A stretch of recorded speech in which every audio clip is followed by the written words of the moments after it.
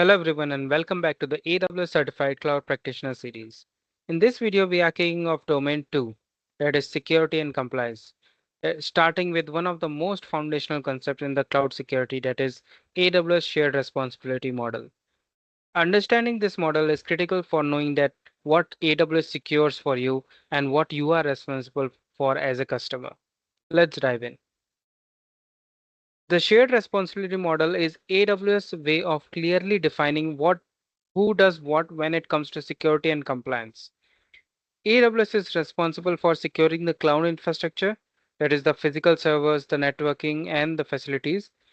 You, the customer, are responsible for securing what you put into the cloud, that is your data, configuration, access controls, and applications. This model ensures clarity and helps prevent security gaps.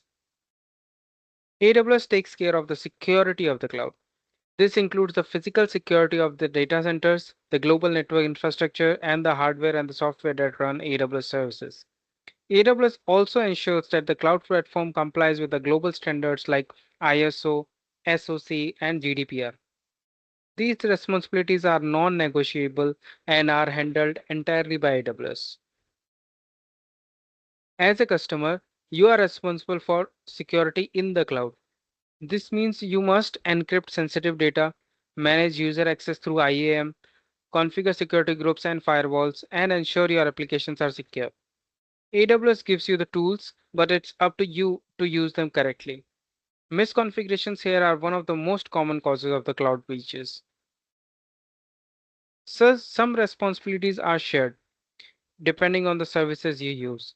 For example, patching an EC2 instance is your job, but AWS patches the Lambda automatically.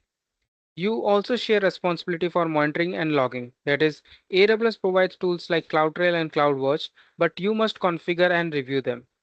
Similarly, AWS ensures platform compliance, but you must meet your own internal policy and backup needs.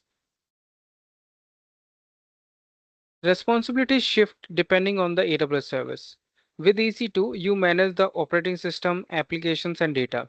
With RDS, AWS manages the database engine, but you handle the data and access. With Lambda, AWS manages almost everything. You just manage your code and permissions. The more managed the service is, the fewer responsibilities you have. But you are never off the hook entirely. So to summarize, the AWS shared responsibility model defines who secures what in the cloud.